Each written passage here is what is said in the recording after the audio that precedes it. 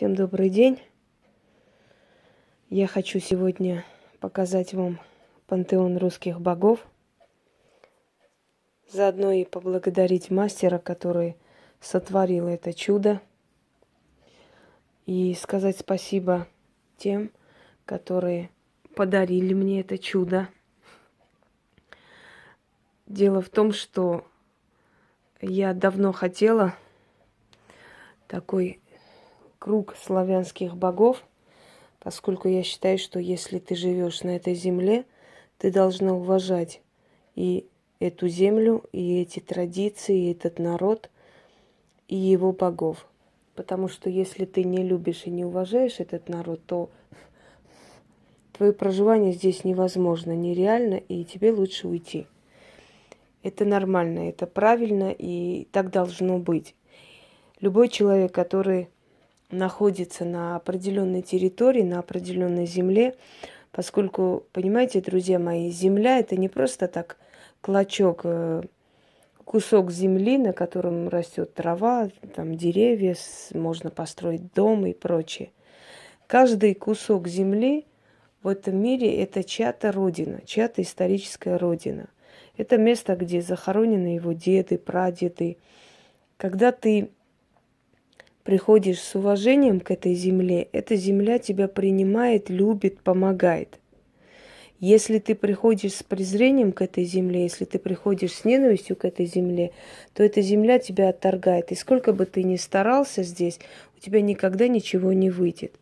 Потому что твоя нелюбовь, твое презрение к этому обществу, к этой земле явно и открыто. И не обязательно, чтобы ты это показывал. Ты можешь враждебность и выражать, но внутри, как бы в душе презирать, не любить эту страну, да, в то же самое время желать, хотеть в этой стране что-то построить, что-то создать свое. Это невозможно и нереально. Так делать нельзя. В древние времена, когда Византийская империя была еще великой и могущественной, и несломимой, существовал такой принцип – наша Византия. В Византии правили и греки, и армяне, в Византии правили и немцы. В Византии жили разные национальности, они достигали определенного уровня. Кто-то становился князем, кто-то военачальником, и абсолютно никто не смотрел на их национальность. Когда начали говорить «вы, инородцы, Византия наша, мы коренные жители Византии, а вы инородцы» и прочее, прочее, человек, приходящий в эту землю, да, с желанием, с намерением что-то сделать хорошее, что-то оставить, как-то проявить себя, оставить свой след в этой земле, в конце концов, поняв, что его все равно не оценят, перестал любить и уважать эту землю. Со временем Великая Византийская империя распалась из-за междоусобиц, из-за того, что легко было подкупить чиновников и военачальников. И в конце концов султан Мехмед, завоеватель по имени Фатих, прозвище, это титул, он завоевал Византию. Как завоевал? И очень просто. Он просто пообещал определенные привилегии знати, и они открыли ворота Константинополя. Чем все это закончилось, мы все знаем, да, до сих пор.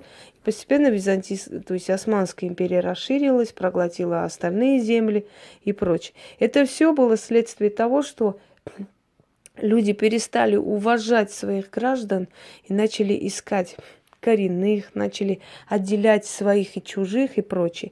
И вот это желание работать и создавать для одной империи переросло в желание что-нибудь здесь поиметь и убежать. У меня никогда не было такого намерения что-нибудь с этой страны себе поиметь и так далее. Я любила эту страну, и я сейчас говорю, что я люблю эту страну. Невозможно жить в России, не любя. Если человек не любит эту страну, он должен уехать. Неважно, он русской национальности, не русской национальности.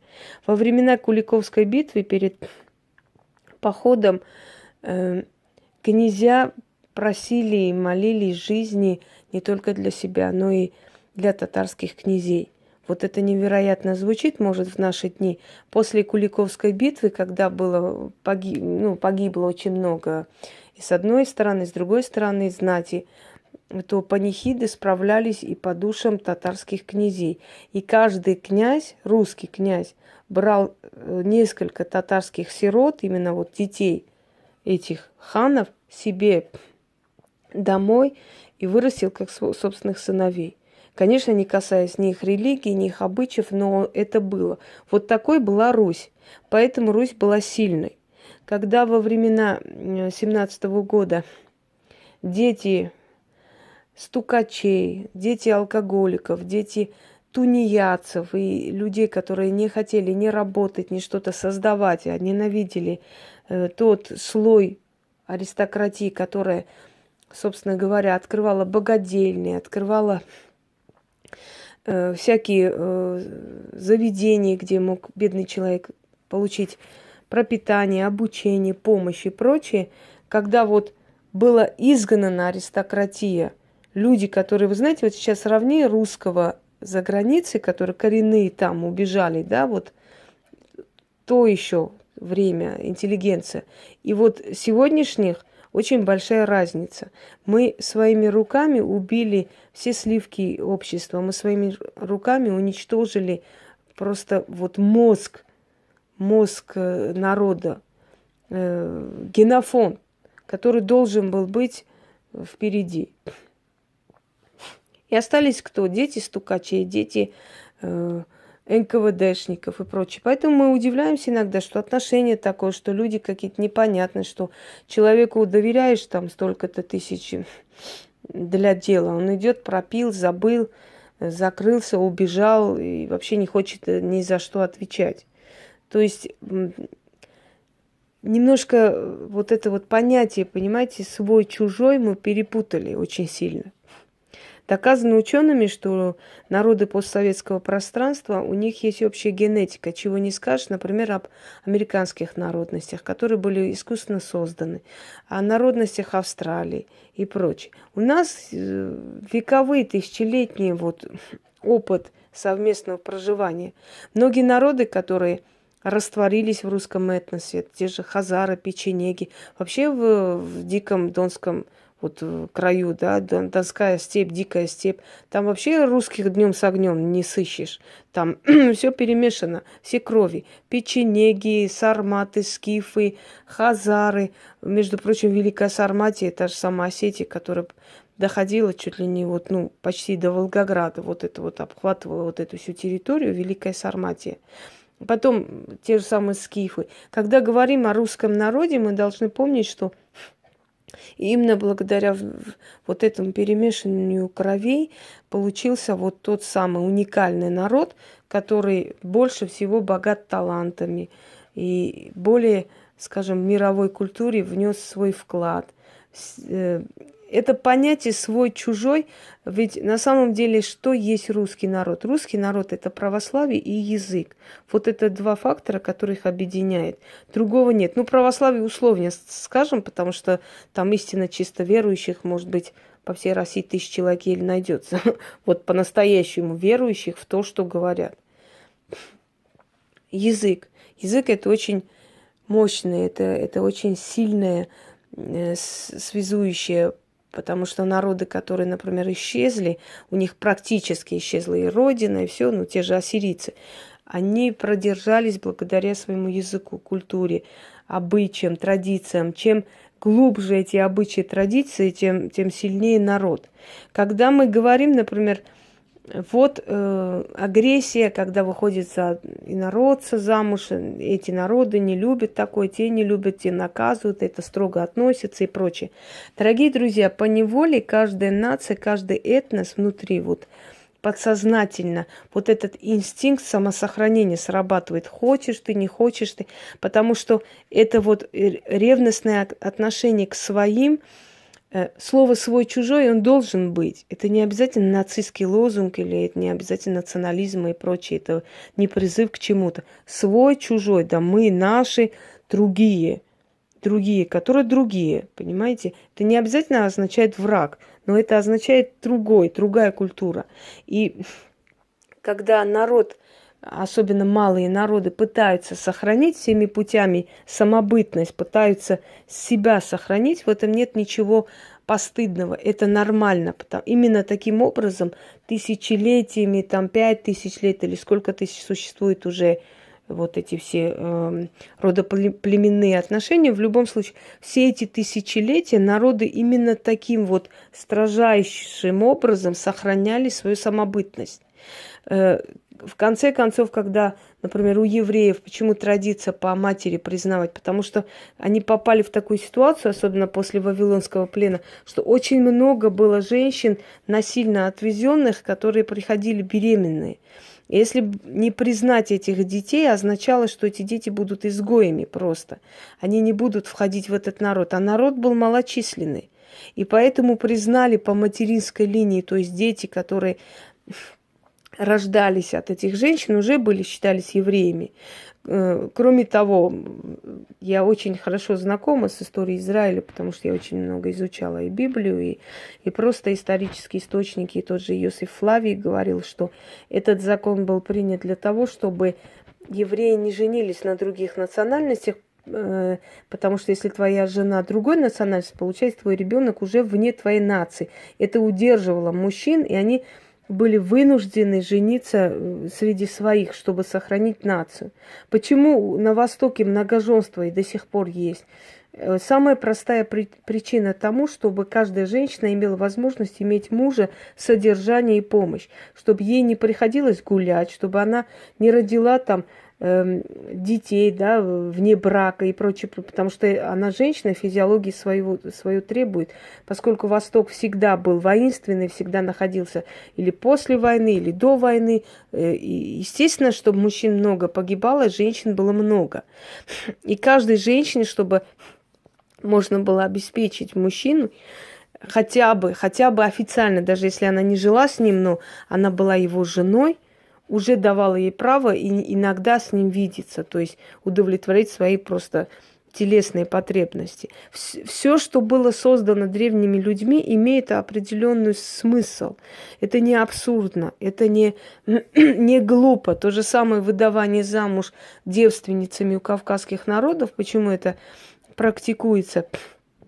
Чтобы вдруг не получилось так, чтобы чужой элемент попал в семью, понимаете? Чтобы чужой элемент не растворился в роду этих людей. Потому что женщина, которая приходит, не будучи девственницей, никто не ручается за то, что она не была беременна еще к тому же. Согласны? То есть вот это вот постоянное агрессивное отношение к своему, свое не отдадим, это наше и так далее, так далее. На самом деле воспримите это нормально. Это не страшная вещь. Это страшно, когда это переходит уже на убийство, на ненависть и на то, что, знаете, во всем виноваты вот эти, вот во всем виноваты те, то коммунисты виноваты, то белогвардейцы и прочее. Это обвинение уже беспочвенное всех тех, которые не такие, как я, это уже перебор, это уже переходит в больное такое сознание. Но то, что каждый из нас сохраняет себя самого, это прекрасно, потому что если человек не уважает себя, свои корни, свою нацию, он никак не может ценить и уважать другую нацию. Если человек не болеет душой за свою страну, знаете, да, человеку для полного счастья нужна сильная родина. Это правда. Потому что и когда за твоей спиной родина такая сильная, могущественная, ты себя чувствуешь в безопасности. Говорят, в древние времена, когда у нас могущественные еще были князья, тот же самый Ярослав Мудрый, правда, Ярославичи, во дворе Ярослава Мудрого были собраны все князья, все великие писатели, все поэты и прочие. Впрочем, его дочери все были королевы разных стран Европы. Самая известная из них это Анна Ярославна, жена французского короля Филиппа. Филипп не знал писать и читать, он не умел. Когда ее привели во Францию, в Париж, говорят, что брачное ложе молодых было просто постелено посреди зала, где там оргии были, пьянки были. Она просто пришла в ужас от этого всего, от их нечистоплотности, от того, что они мылись там раз в году.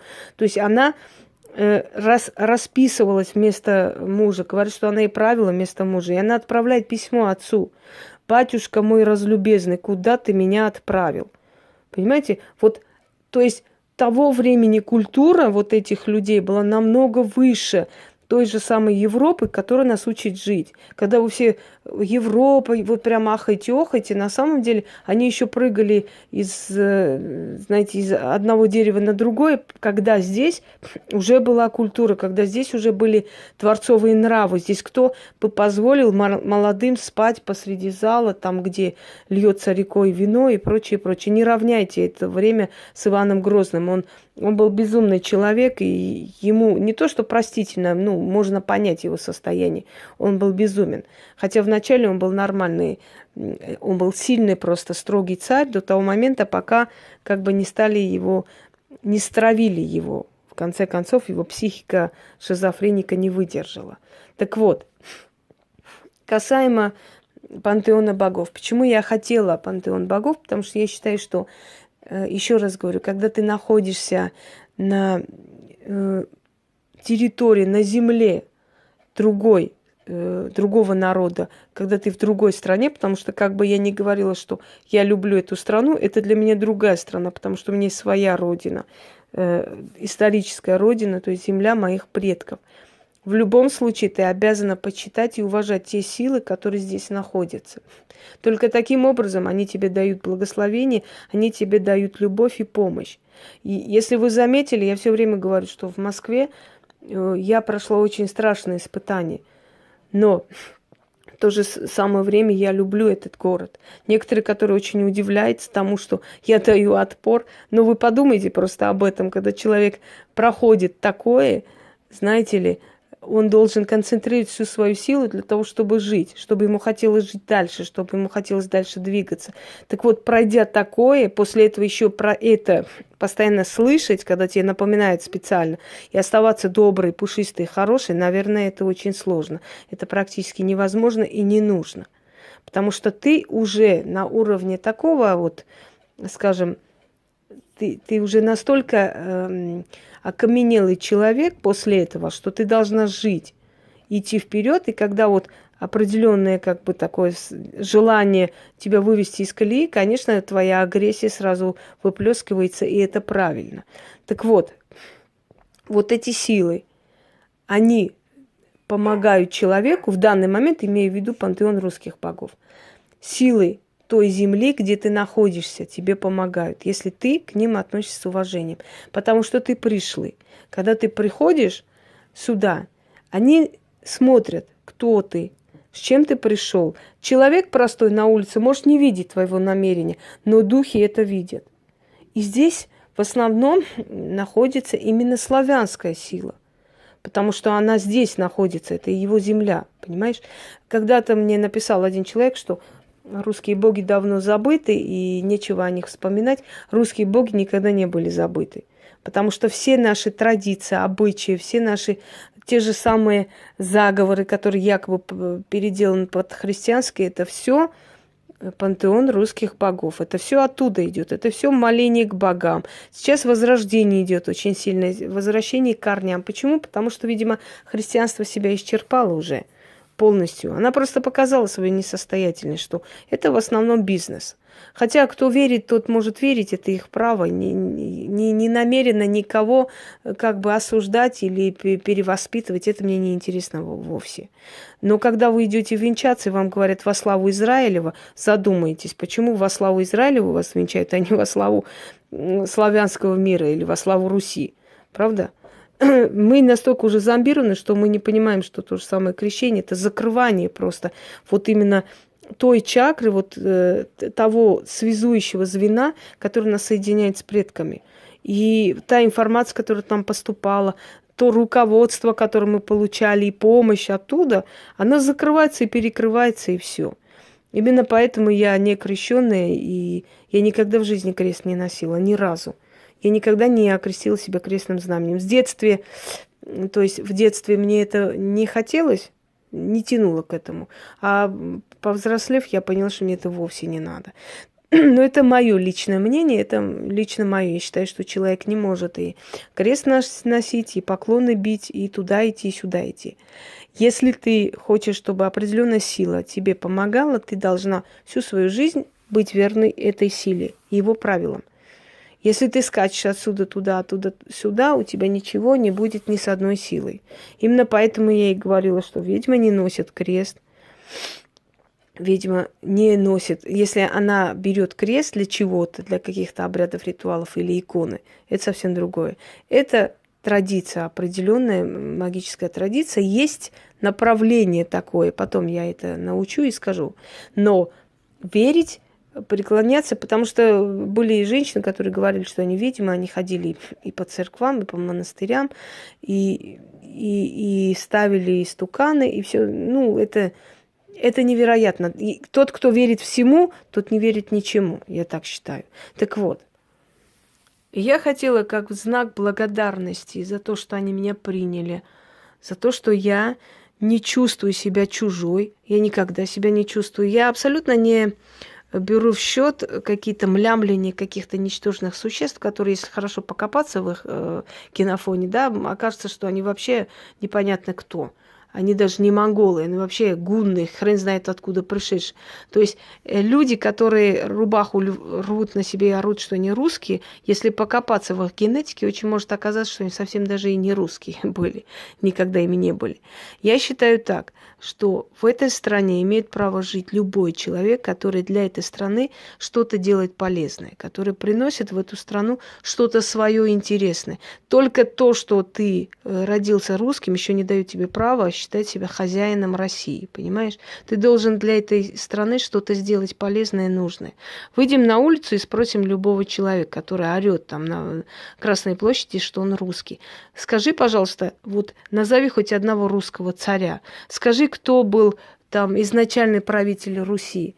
Скажи известные какие-то события на Руси. Назови известных людей.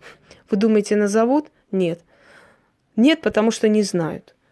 А как можно быть в душе русским, если ты даже знать не знаешь свою историю? Согласны со мной? Так вот, я считаю, что, находясь в этой стране, я должна быть благодарна тем богам, которые здесь управляют, которые здесь есть, которые когда-то, не ушли, были забыты некоторое время, но потом восстановили себя в правах и восстанавливают далее, потому что уже постепенно идет возрождение всего этого, всей этой традиции. Вот круг русских богов, самых верховных богов, самых важных, которые, собственно, управляют всеми остальными, я захотела, чтобы мне сделали, я попросила. Мастер отличный, вы сами видите, какая-то работа. Эта работа велась на больше месяца почти. Это невероятный труд. Но самое интересное, что когда я попросила Яну заказать мне такую работу, мы с ней обсуждали это все, какие боги пантеона будут туда входить, и прочее, прочее. Естественно, он не маленький, вы сами видите, это некоторое время требовалось всему этому. Так вот, она взялась это делать, и каким-то образом, вот Мара, видите, да, Макуш, основные боги, которые именно русского пантеона. Так. Дальше покажу, чтобы полюбовались. Так вот, люди, которые вот Лада, наша несущая мир да лад, Ярыла, Велес, Перун. Одним словом, те, которые изучают русский пантеон, они знают их. И когда люди узнали о том, что я собираюсь, то есть мне собираются делать вот такое, да, по моему заказу, вы знаете, они оплатили эту работу. Это сделали много кто. Они тайком от меня, не говоря мне, отправляли Яне на эту работу. Сказали, что они хотят оплатить хотя бы какую-то часть этой работы и просят принять вот как подарок общий от зрителей. Некоторые из них назвались, некоторых я даже не знаю. Поэтому я даже не знаю, кого именно благодарить. Я просто говорю те, которые видят, слышат этот ролик. Вот это все появилось благодаря вам. Конечно, я бы оплатила сама, естественно, понятное дело. Если я заказала, значит, я рассчитываю на свои силы. Это очень недешевая работа, я вам скажу. Это совсем не дешевая работа. Мне сегодня привезли, я целый час почти отрывала, потому что там было очень хорошо все закрыто, монтажной пеной, ну, чтобы ничего не повредилось. Но вот то, что я увидела, конечно, превосходит все мои ожидания. Огромная благодарность человеку, который это сотворил, потому что это творение, это не просто, это творение мастера настоящего. Огромное спасибо тем, которые захотели меня отблагодарить таким образом, захотели мне подарить русский дух, я бы сказала, по-другому никак не назову, чтобы частица славянства была и у меня дома.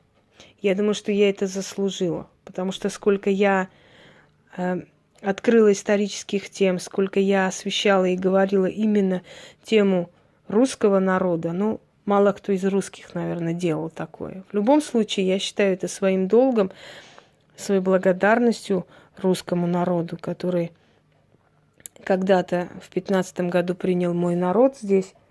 И потому что мы здесь, армяне, живем как в своем доме, мы абсолютно не чувствуем себя чужими, потому что мы имеем возможность себя проявлять, мы имеем возможность показывать свои таланты и как бы внести свою лепту в это огромное государство.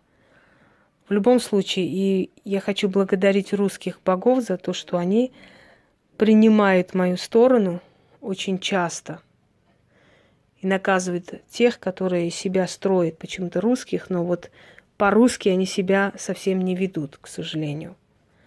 В любом случае, огромное спасибо. Я хочу, чтобы вы полюбовались еще. Пожалуйста, смотрите.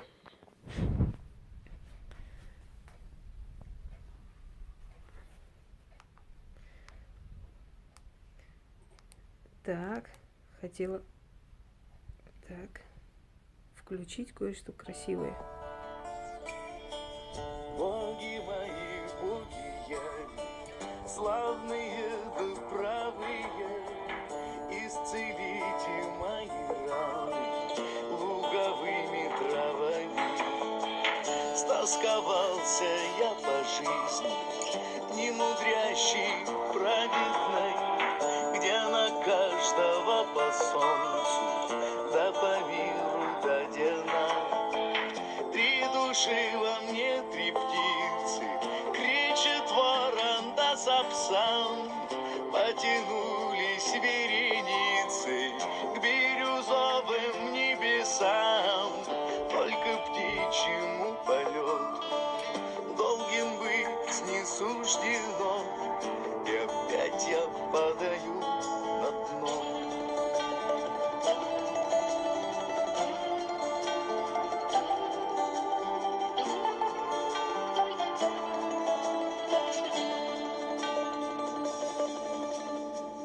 Боги мои, боги нави, старые забытые, опаленные кострами, да плетями битые.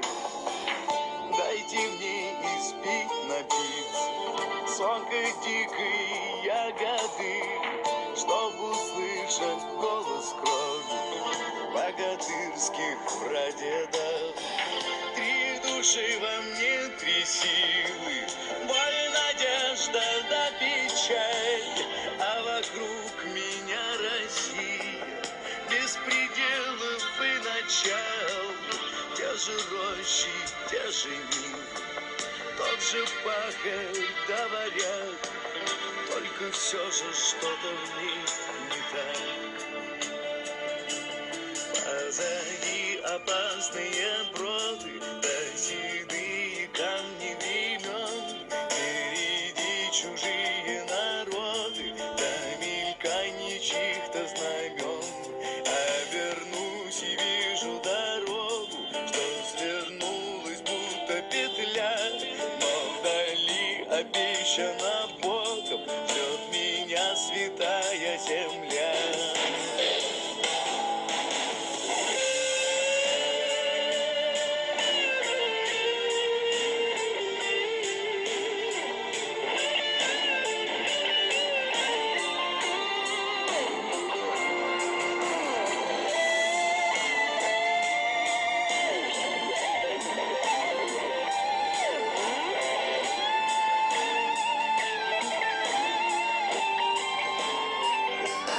Позади опасные броды, да седые камни времен.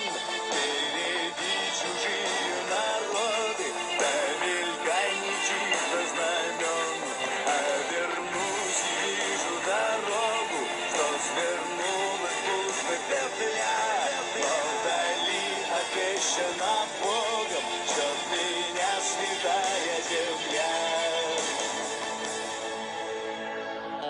Боги мои, боги правы, черные да белые, подскажите своему сыну, чаду неумелому, как пройти по лезвию мне, тонкому да острому, через топи да болот, к берегу острову. Три души во мне, три зверя, рысь, медведь да серый волк, разбрелись по темным дебрям, отыскать во мраке толк. Только толку что-то мало, вот и мечутся они, вечно попадая в западни.